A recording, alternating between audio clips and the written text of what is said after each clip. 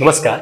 ટાટની તૈયારીઓમાં આજે આપણે કેટલાક જે આઈએમપી પ્રશ્નો છે એ પ્રશ્નો જોઈએ. જે પૂછાઈ શકે એવા પ્રશ્નો દરેક ટોપિકના મેં લીધા છે અને કોઈ પણ ટોપિક મોટાભાગે બાકી તો નથી રહ્યો, બરાબર. અને શરૂઆત કરીએ પહેલા તો કેળવણી અને શિક્ષણના પાયાના સિદ્ધાંતોથી.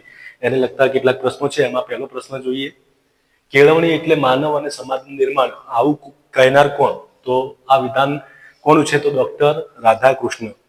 કેળવણી એટલે સત્યની સનાતન ખોજ, આ કોણે કહ્યું છે? તો રવિન્દ્રનાથ ટાગોરે કહ્યું છે. કેળવણીની પ્રક્રિયા કેવી ગણાય છે? તો ત્રિધ્રુવી, શિક્ષક, સમાજ અને અધ્યતા. લર્નિંગ બાય ડુઈંગ, ક્રિયા દ્વારા શિક્ષણના હિમાયતી કોણ હતા? તો જ્હોન ડ્યુઈ. બુનિયાદી શિક્ષણનો નૂતન અભિગમ કોણે આપ્યો છે? તો ગાંધીજીએ આપ્યો છે. બુનિયાદી શિક્ષણની વાત આવે તો જવાબ હંમેશા યાદ રાખવો કે ગાંધીજી. પ્રકૃતિવાદ કેવા જ્ઞાનનો વિરોધ કરે છે? તો પુસ્તકીય જ્ઞાનનો વિરોધ જે છે એ પ્રકૃતિવાદ કરે છે. મનોવિજ્ઞાનના પ્રણેતા અને સિદ્ધાંતો, એને લગતા પ્રશ્નો. મનોવિજ્ઞાનના પિતા તરીકે કોણ ઓળખાય છે? તો વિલિયમ વુન્ડ. 1879માં પ્રથમ પ્રયોગશાળાની શરૂઆત કરી હતી. એ યાદ રાખવાનું છે તમારે. પ્રશ્ન નંબર 2, શાસ્ત્રીય અભિસંધાનનો પ્રયોગ કોને કર્યો હતો? તો ઇવાન પેટ્રોલિવ પાવલોવ. અને 1904ની અંદર એમને નોબેલ પારિતોષિક પણ મળ્યું હતું.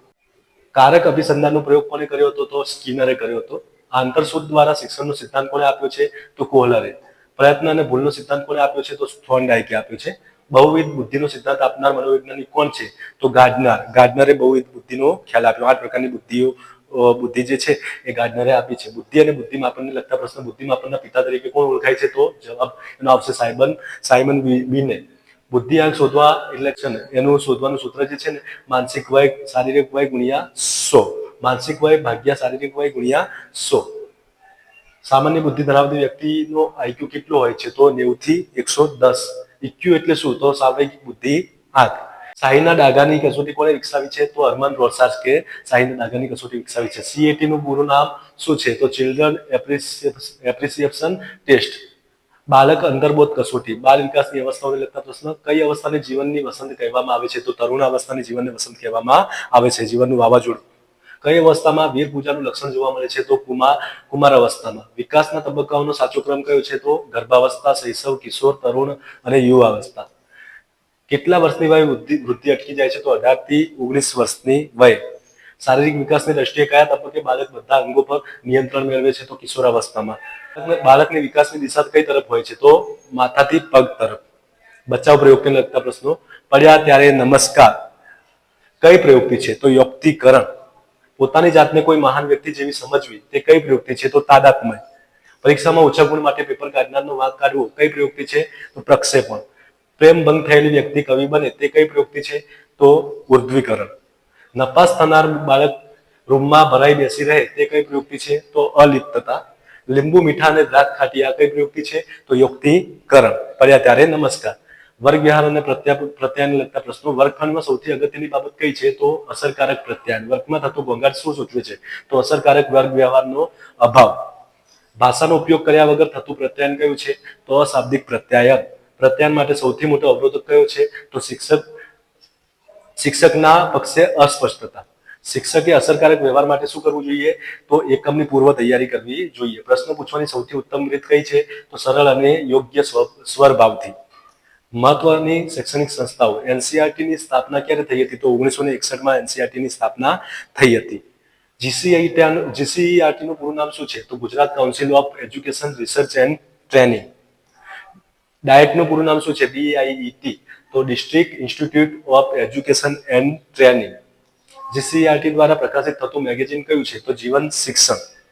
MHRD નું વડું મથક ક્યાં આવેલું છે? તો દિલ્હીની અંદર. પાઠ્યપુસ્તક મંડળ દ્વારા પ્રકાશિત થતું સામયિક કયું છે? તો બાલ સૃષ્ટિ. શિક્ષણના કાયદા અને યોજનાઓને લગતા કેટલાક પ્રશ્ન. આરટી 2009 ક્યારથી અમલમાં આવ્યું? તો 1 એપ્રિલ 2010 ની અંદર. આરટી મુજબ કેટલા વર્ષના બાળકોને મફત શિક્ષણ અપાય છે? તો 6 થી 14 વર્ષ. એસએમસીમાં કેટલા સભ્યો હોય છે? તો 12 સભ્યો હોય છે. 75% વાલીઓ હોય છે. વિદ્યાદીપ યોજનાની શરૂઆત ક્યારે થઈ હતી? તો 2001 ની અંદર કચ્છ ભૂકંપ બાદ. મિશન મંગલમ જેવી યોજનાઓ કયા હેતુ માટે છે?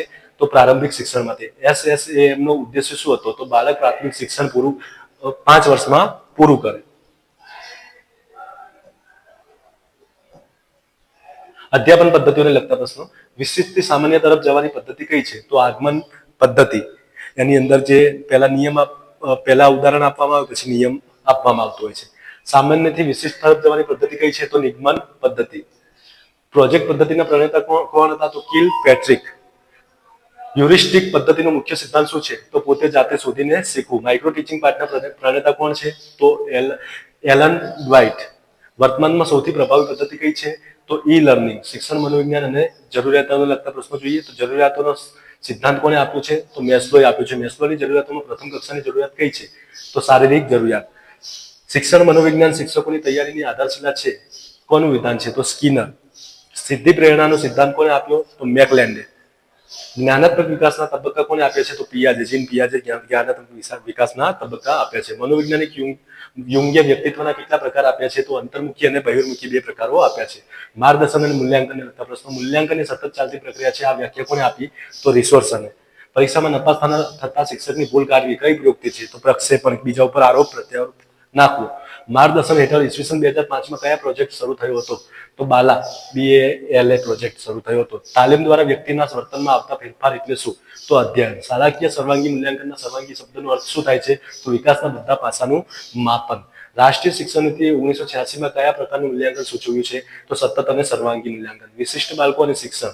બ્રેઇલ લિપિનો ઉપયોગ કેવા બાળકો માટે થાય છે? તો દ્રષ્ટિહીન કે આંશિક દ્રષ્ટિ ધરાવતા. જળ કે મૂર્ખ બાળકોની માનસિક વય કેટલા વર્ષ સુધીની હોય છે? તો 3 થી 7.5 વર્ષ સુધીની. ધીમી ગતિએ શીખનાર બાળકમાં બુદ્ધિઆંક કેટલો હોય છે? તો 80 થી ઓછો. વંચિત જૂથનું બાળક એટલે શું? તો સામાજિક શૈક્ષણિક રીતે પછાત કે અનુસૂચિત જાતિનું બાળક. વિકલાંગ બાળકોની વિકલાંગતા નક્કી કરતી ટકાવારી કેટલી છે? તો 40% થી વધુ. જો વિદ્યાર્થીની શીખવાની ગતિ ધીમી હોય તો શિક્ષકે શું કરવું જોઈએ? તો વિશિષ્ટ શિક્ષણ પદ્ધતિથી શીખવું જોઈએ. અધ્યાપન કૌશલ્યોને લગતા પ્રશ્નો. વિષય અભિમુખ કૌશલ્ય એટલે શું? તો એકમની પહેલા વિષય પ્રવેશ કરાવવો એ વિષય અભિમુખ કૌશલ્ય. સિમ્યુલેશન પાઠનો સમયગાળો કેટલો હોય છે? જવાબ તો એનો 15 થી 20 મિનિટ થશે. સૂક્ષ્મ શિક્ષણ. માઇક્રો ટીચિંગ પ્રયોગથી શું છે? તો એક શિક્ષણ પદ્ધતિ છે. પ્રશ્ન પૂછવાની સૌથી ઉત્તમ રીત કઈ ગણાય છે? તો સરળ અને યોગ્ય સ્વરભાવથી. તમસોમાં જ્યોતિ ગમે એ કયા મંડળનું આદર્શ વાક્ય છે? તો ગુજરાત રાજ્ય પાઠ્યપુસ્તક મંડળનું આદર્શ વાક્ય છે તમસોમાં જ્યોતિ ગમે. નિદાન કસોટીથી શું જાણી શકાય છે? તો વિદ્યાર્થીની નબળાઈઓ જાણી શકાય છે. સામાજિક અને સાંસ્કૃતિક પાસાઓ. સમૂહ રમતો ભારતીય બાળકોમાં વિશેષ લોકપ્રિય છે. કોનું વિધાન છે? તો શ્રીમતી એન મિસ્ત્રી. શાળાના સાંસ્કૃતિક કાર્યક્રમમાં કોણ કેન્દ્ર સ્થાને હોવું જોઈએ? તો વિદ્યાર્થી. લોકશાહીવાદીઓ શિક્ષણમાં શાના હિમાયતી હતા? તો લોકશાહીકરણ. કેળવણીના સામાજિક ઉદ્દેશ્યમાં શું સમાવેશ છે? તો ગુણોનો વિકાસ. સામાજિકીકરણની પ્રક્રિયાની શરૂઆત કઈ અવસ્થામાં થાય છે? તો શૈશવ અવસ્થામાં. સા વિદ્યા યા વિમુક્તા એ સૂત્ર ક્યાંથી લેવામાં આવ્યું છે? તો ઉપનિષદમાંથી આ સૂત્ર લેવામાં આવ્યું છે. શૈક્ષણિક ટેકનોલોજી અને નવા પ્રવાહો. TLM નું પૂરું નામ? તો ટીચિંગ લર્નિંગ મટીરિયલ. TLM નું પૂરું નામ. GIET નું પૂરું નામ શું થશે? તો ગુજરાત શૈક્ષણિક technology Bhavan. Gujarat institute of education જે ભવન, ગુજરાત શૈક્ષણિક ટેકનોલોજી ભવન. શૈક્ષણિક ટેકનોલોજી એટલે શું? તો પદ્ધતિઓ, પ્રવિધિઓ અને માધ્યમોનું વિજ્ઞાન. વર્તમાનમાં અંગ્રેજી પાઠ્યપુસ્તકમાં કઈ પદ્ધતિ અનુસરવામાં આવે છે? તો કોમ્યુનિકેટિવ એપ્રોચ. એજ્યુસેટ શું છે? તો ઉપગ્રહ છે. એક શિક્ષણ ઉપગ્રહ કહેવામાં આવે છે. ઈ લર્નિંગ એ કેવા પ્રકારનું શિક્ષણ ગણાય છે? તો ટેકનોલોજી આધારિત. રાષ્ટ્રીય અભ્યાસક્રમ માળખું NCF 2005. NCF 2005ના અધ્યક્ષ કોણ હતા? તો ડોક્ટર યશપાલ. NCF 2005 કઈ બાબત પર સૌથી વધુ ભાર મૂકે છે? તો જ્ઞાનનો ઉપયોગ, ભાર વિનાનું ભણતર. NCF 2005 મુજબ શિક્ષણનું ક્ષેત્ર કયું હોવું જોઈએ? તો અભ્યાસક્રમ રચનાના નિર્દેશક સિદ્ધાંતો. NCF 2005 કયા વાત પર આધારિત છે? તો રચનાવાદ. NCF 2005માં શિક્ષકની ભૂમિકા કેવી ગણવામાં આવી છે? તો સુવિધાકારક, ફેસિલિટેટર તરીકે. બાળક જ્ઞાનનો સર્જક છે આ કયા દસ્તાવેજમાં જણાવાયું છે? તો NCF 2005માં. ગુજરાતમાં શૈક્ષણિક પ્રશાસન. ગુજરાતમાં મધ્યાહન ભોજન યોજના કોના સમયમાં શરૂ થઈ? તો માધવસિંહ સોલંકી વખતે. ગુજરાતમાં સૌપ્રથમ આશ્રમ શાળા કયા જિલ્લામાં શરૂ થઈ? તો પંચમહાલની અંદર. પ્રાથમિક શિક્ષણ નિયામકની કચેરી ક્યાં આવેલી છે? ગાંધીનગરની અંદર. ગુજરાત રાજ્યમાં ધોરણ 8 નો સમાવેશ પ્રાથમિકમાં કયા વર્ષથી થયો? તો જૂન 2010 થી. SIE ની સ્થાપના ક્યારે કરવામાં આવી હતી? તો 1962માં. જીવન શિક્ષણ મેગેઝિનનું મૂળ નામ શું હતું? તો સારાપત્ર જીવન શિક્ષણનું મૂળ નામ હતું. શિક્ષક અને આદર્શ શિક્ષણ. સફળ શિક્ષકની ઓળખ કઈ છે? તો સૌમ્ય વ્યક્તિત્વ અને વિષય પર પ્રભુત્વ એ સફળ શિક્ષકની એક આદર્શ ઓળખ છે. શિક્ષકની સૌથી ઊંચી સફળતા કઈ છે? તો વિદ્યાર્થીઓનો સંતોષ અને વિકાસ. શિક્ષકે વિદ્યાર્થીઓને કઈ રીતે બોલાવવા જોઈએ? તો માન આપીને. નીરસ શિક્ષક બાળકોને ધમકાવે છે તે કઈ પ્રયુક્તિ છે? તો આક્રમકતા. કઈ પદ્ધતિથી શિક્ષણ આપવું ટાળવું જોઈએ? ગોખણ પટ્ટી પદ્ધતિથી શિક્ષણ આપવું ટાળવું જોઈએ. શિક્ષક કભી સાધારણ નહીં હોતા. આ કોનું વિધાન છે? તો ચાણક્યનું. બુદ્ધિ કસોટી અને આંકડા શાસ્ત્રને લગતા પ્રશ્ન. જ્ઞાનાત્મક હેતુના વર્ગીકરણના પ્રણેતા કોણ છે? તો બેન્જામિન બ્લૂમ. ટાટનું પૂરું નામ. શૈક્ષણિક સંદર્ભમાં શું થાય છે? તો થીમેટિક એપ્રિસિએશન ટેસ્ટ. કઈ કસોટીમાં ચિત્રો કે સંજ્ઞાઓનો ઉપયોગ થાય છે? તો અશાબ્દિક બુદ્ધિ કસોટીની અંદર. આપેલ પ્રાપ્તાંકોમાં સૌથી નાના અને મોટા વચ્ચેના તફાવતને શું કહે છે? તો પ્રસારમાન અથવા વિચલન. મેઘાવી બુદ્ધિ ધરાવતો બાળકનો IQ કેટલો હોય છે? તો 140 થી વધુ, 130, 140 થી વધુ. સ્મૃતિ ભ્રંશના કેટલા પ્રકારો છે? તો 4. વાંચન અને લેખન પદ્ધતિઓ. વાંચન શિક્ષણની પદ્ધતિઓ કઈ છે? તો અક્ષરબોધ, ધ્વનિ ઉચ્ચારણ અને અનુકરણ. સાહચર્ય શિક્ષણ પદ્ધતિ એટલે શું? તો ચિત્રોના આધારે નવા શબ્દો શીખવા. આદર્શ વાંચનનું લક્ષણ કયું છે? તો શુદ્ધ ઉચ્ચારણ અને યોગ્ય આરોહ અવરોહ. વિદ્યાર્થીના સુવાચ્ય અક્ષર બનાવવા શિક્ષકે શું કરવું જોઈએ? તો લેખન પદ્ધતિમાં સુધારો કરવો જોઈએ.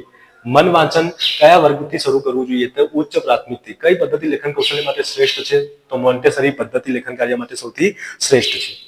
પૂર્વ શાળા અને મોન્ટેસરી પદ્ધતિ. બાલ મંદિર શબ્દ કોને આપ્યું? તો ગીજુભાઈ બધેકાએ. મુછાલી માં. ફ્રોબેલ દ્વારા કઈ શિક્ષણ પદ્ધતિ આપવામાં આવી? તો કિન્ડર ગાર્ટન. મારિયા મોન્ટેસરી કયા દેશના વતની હતા? તો ઇટાલીના વતની હતા. પૂર્વ શાળામાં બાળકોને શાના દ્વારા શીખવું જોઈએ?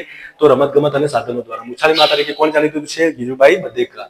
જ્ઞાનેન્દ્રિયોની તાલીમ પર કોણ ભાર મૂકે છે? તો મોન્ટેસરી. આરટી અને વર્તમાન કાયદાઓને લગતા પ્રશ્ન. આરટી 2009 મુજબ ધોરણ 1 થી 5 માં કેટલા બાળકો એક શિક્ષક હોવો જોઈએ? તો 30 બાળકો એક શિક્ષક હોવો જોઈએ. નિદાન કસોટી બાદ કયું કાર્ય કરવામાં આવે છે? તો ઉપચારાત્મક કાર્ય. આરટીઆઈ 2005 માં માહિતી પૂરી પાડવાનો સમયગાળો કેટલો છે? તો 30 દિવસ. અપવ્યય ઘટાડવા શિક્ષકે શું કરવું જોઈએ? તો શૈક્ષણિક વાતાવરણ સર્જવું જોઈએ. કન્યા કેળવણી વર્ષ તરીકે કયા વર્ષની ઉજવણી થઈ? તો 2001-2003. રાષ્ટ્રીય સાક્ષરતા મિશનની સ્થાપના ક્યારે થઈ હતી? તો 1988 માં. પ્રયોગલક્ષી મનોવિજ્ઞાન. બુદ્ધિ એ શીખવાની શક્તિ છે. આ વ્યાખ્યા કોને આપી હતી? તો બકિંગહામ. ગેસ્ટાલ્ટવાદી સમગ્રતાવાદના મુખ્ય પ્રણેતા કોણ હતા? તો વર્ધીમર અને કોહલર. માનવવાદી અભિગમના પ્રણેતા કોણ ગણાય છે? તો અબ્રાહમ મેસ્લો. ચાર્લ્સ જડે કયો સિદ્ધાંત આપ્યો છે? તો માનસિક શિસ્તનો સિદ્ધાંત. અશક્ય વાક્યની પૂર્તિ એ કેવા પ્રકારનું માપન છે? અભિપ્રેક્ષ. સ્વસાર્થકતાનો સિદ્ધાંત કોને આપ્યો? તો મેસ્લોએ. પરીક્ષા અને બ્લુપ્રિન્ટ. પ્રશ્નપત્રની બ્લુપ્રિન્ટના હેતુઓ કયા છે? તો જ્ઞાન, સમજ, ઉપયોજન અને કૌશલ્ય. નિબંધાત્મક પ્રશ્નોનો મુખ્ય દોષ કયો છે? તો વસ્તુલક્ષિતાનો અભાવ. આદર્શ પ્રશ્નપત્રની લાક્ષણિકતા કઈ છે? તો સમગ્ર અભ્યાસક્રમને આવરી લેવું.